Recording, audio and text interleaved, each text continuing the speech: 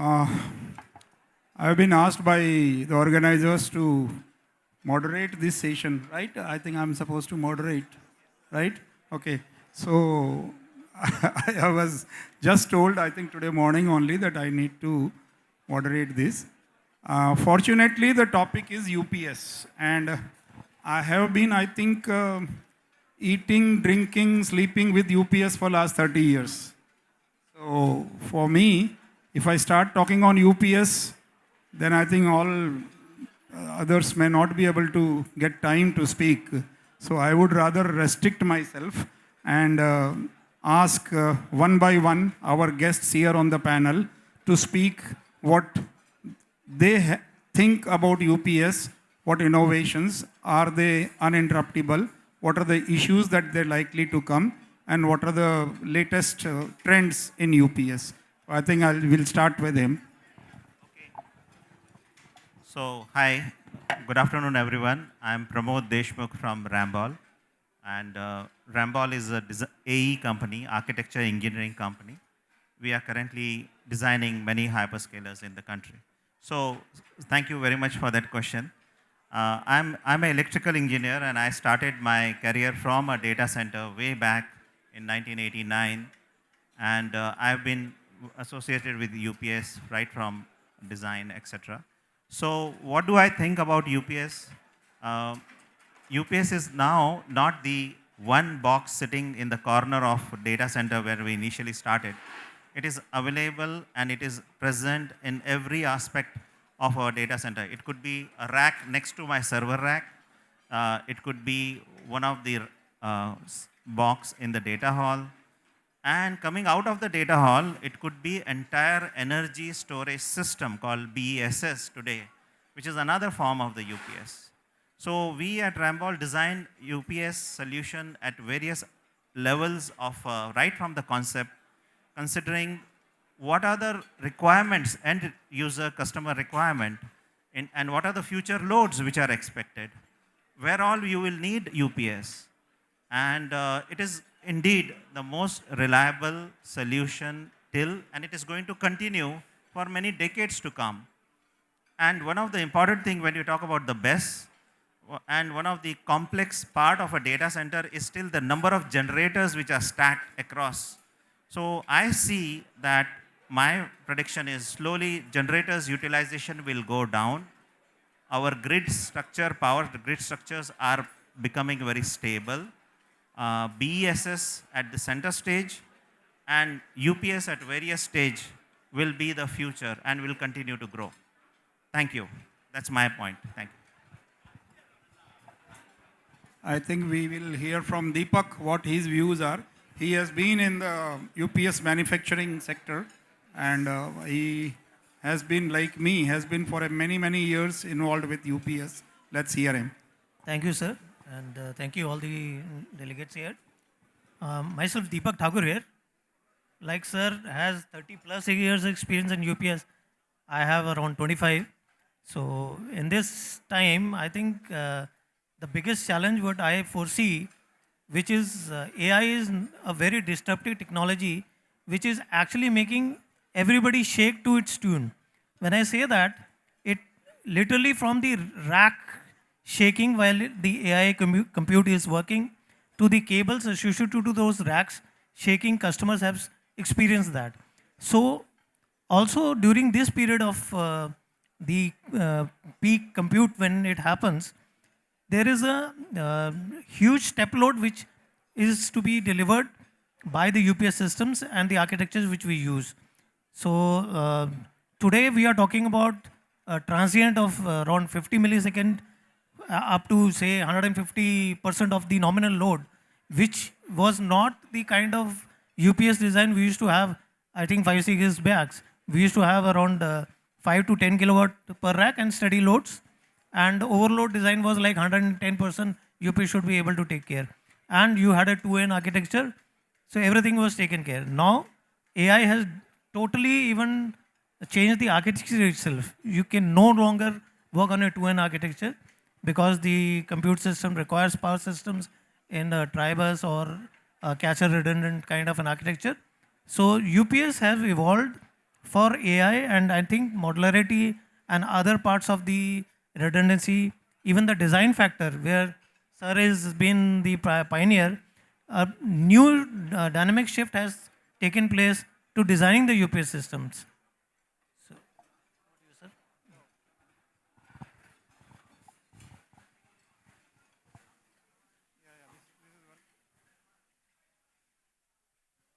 Hello.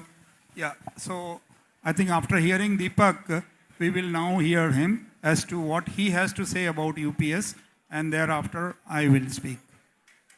Thank you, sir, and good afternoon to the panelists as well as everyone. So, at Spandsons, we actually work on in the integrated ecosystems. So we use building information modeling and virtual design construction workflows. Using that, we'll be having the infrastructure coordinations and operational visibility. So today, the reliability is not just as like an backup power. It is completely governed and it is kept under the management. It should be coordinated, designed, as well as it should be managed under the same. So this is my point on. Thank you. Basically, let me actually, review the whole UPS infrastructure and the UPS system that we have been having.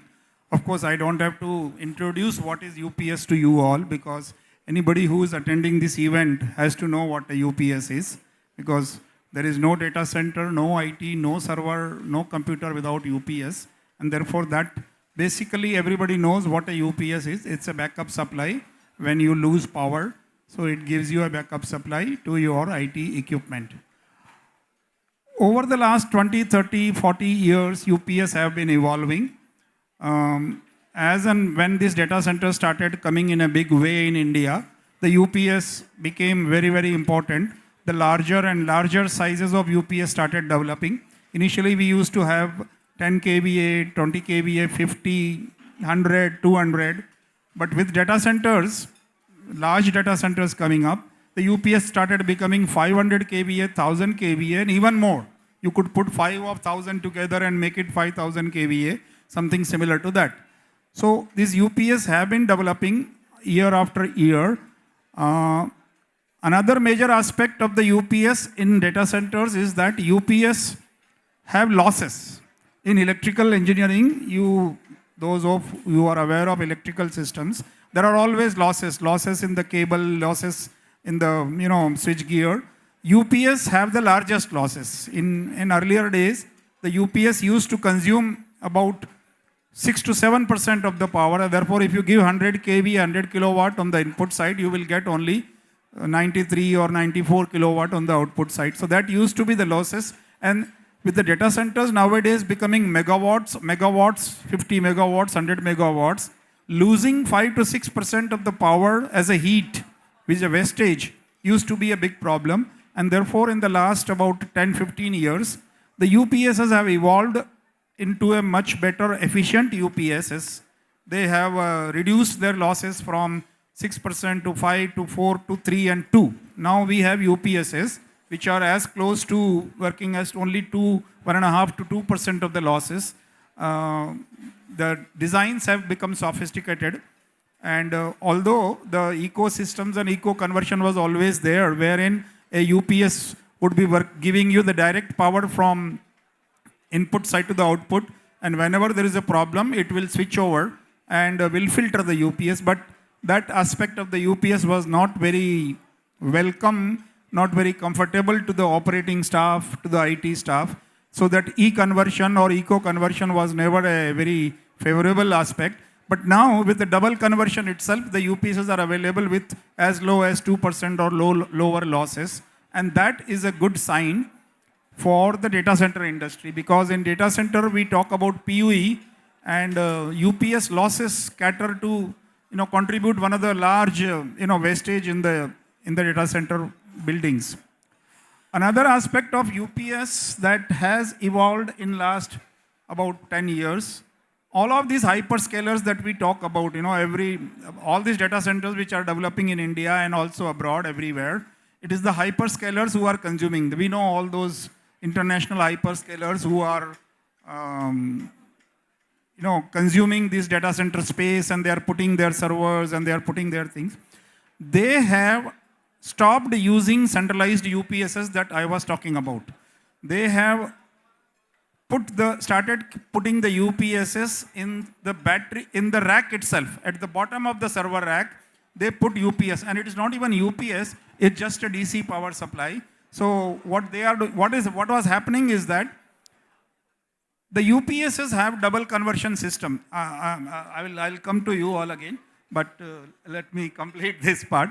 So UPSs have a double conversion system where they convert AC to DC, and then DC is again inverted back to AC, and a clean power or a virgin power is given to the servers or to the IT load. And when the power goes into servers, there again it is converted to DC, 20 volt or 5 volt or 6 volt, depending on the chassis voltage inside the server. It is converted back to DC. So in effect, there are 3 conversions, 2 conversions in the UPS and 1 conversion at the server rack level, at the server level. So to get rid, and each conversion results in losses. So to get rid of this, to reduce the losses and to get rid of double conversions here, they have stopped using UPSs as a central UPS to give power to the server racks, and they are using direct AC to DC conversion at the bottom of the server rack. And that DC output is equal to what they want to give it to their servers. So this has been the architecture for last about 10 years in all the hyperscale data centers, and centralized UPSs are no more used. Going to the future, or rather we will talk about the future starting from him as to what he thinks the future should be. Okay, great. So just to add to your point, yes, of course, the centralized UPS are no more used because whatever he mentioned, but UPS found their own way in the data center because when there is a sudden power cut, you need a lot of power to the mechanical devices like pumps and chillers and those things. So they found a space there, and that is trend still continuing. We are designing a big hyperscaler in Visakhapatnam where we use UPS from the rack level to in the data center hall to mechanical devices to the BESS. In fact, the BESS is like 3-acre land we are designing, connected directly to the power grid.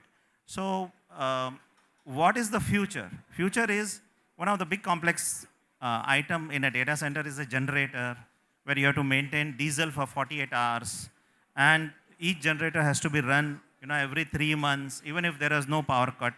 So that is becoming a big tedious.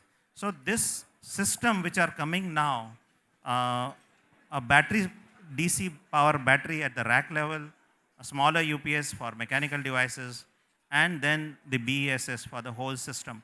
End-to-end power management system which is being worked out for hyperscaler is the new trend, and it is going to continue. So that's what I would like to say, sir. Thank Thanks. you. Thanks. Deepak. Yeah, I agree to a certain extent, sir, with due respect. But with the new AI server and compute applications, the power supply requirement are like, for example, 6 power supplies in a particular rack itself. One single power source doesn't meet the requirement. And with the step loads of 150%, I think UPS still is that kind of cockroach which everybody wants to kill but will still remain. So the only thing which has changed will be the architecture in terms of centralized also. The conventional wastage of 2N will no longer be sustainable. So there will be UPS architectures where you have a catcher redundant architecture, still meeting the requirement for these 6 supplies to have at least 4 running at a time, which is the requirement of particular servers which are computing. Secondly, I would also like to add, like sir also added, the cooling part. Yeah, conventional, when you had 5 to 10 kilowatt kind of cooling requirement, you still had a time of 20 to 30 minutes if something happened down. These still 20 to 30 minutes you can sustain in that particular white space, the cooling part. But with this high density, your CDUs, your pumps, your chiller accessories which are running the cooling show has to be run by the centralized UPS system dedicated for that. So definitely the design has changed. from a static UPS, the modularity is coming. Modularity also in terms of, like sir said, 1 megawatt. Today we have 1.8 megawatt, and people are going to even 3 megawatts of modular UPS systems. So those kind of architectures and technology is coming up. Yes, of course, everybody is looking into efficiency as also part of it. From 94, 92% earlier, 5, 10 years back, today we are talking about 97, 98% efficient UPS systems. Also, associated to the UPS system is the battery technology. Today we are talking lithium ion and VRLA. For this kind of compute, I think lithium ion still meets certain requirement, but the best I feel in the future is going to be graphene capacitors, which is again very short time you can discharge, and also the recharge timing is very fast. So I think UPS technology along with the integrated technology of battery and the AI monitoring of BMS of the UPS predictions, I think that is needed right now. Yeah, thank you. Thank you, Deepak. Yes, sir. Adding to what Deepak sir said, reliability is not just about what the UPS is handling right now. So it needs to be monitored. It should be have the intelligence engine. The thermal coordination should be monitored, as well as we should have uh, the reliability between the UPS is not just the backup power which we are going to handle. It should be having the intelligence continuity. So that is how I think the UPS reliable will be that. Thank you. Hello. Yes, to sum up what they have said, yes, I agree that mechanical systems have to have centralized UPS because with the more and more of high heat being handled within the data centers, today we are making server halls of 11 and 15 megawatt each hall. A hall has gone beyond 1 megawatt or 2 megawatt. Today we are designing each server hall, one room, one hall like this, handling 10 megawatt and 15 megawatt. So therefore, the heat generated there, even for 1 minute, could be disastrous if it is not cooled. And therefore, all the cooling machines, excepting the chillers, they are also on UPS. In all of these data centers, they are on UPS, and that is where the central UPS systems are still there. Also, for the new AI data centers that we are talking about, they have yet not started following the system of below the rack UPS. That is only with the hyperscalers, because hyperscalers have been managing their data centers for last more than 20 years, whereas AI is brand new and it has just come in a couple of years or 3-4 years. So there the experience is not so far available. So the centralized UPS systems in the AI setups would continue to be there. And as he said, that most of these AI servers require power from more than 4, 5, 6 UPS systems. I mean the electrical modules or electrical pods or lineups. So basically, the UPS would continue to stay centralized UPS in these AI setups. Another aspect is in AI setup is the transient rise of the power for microseconds or milliseconds.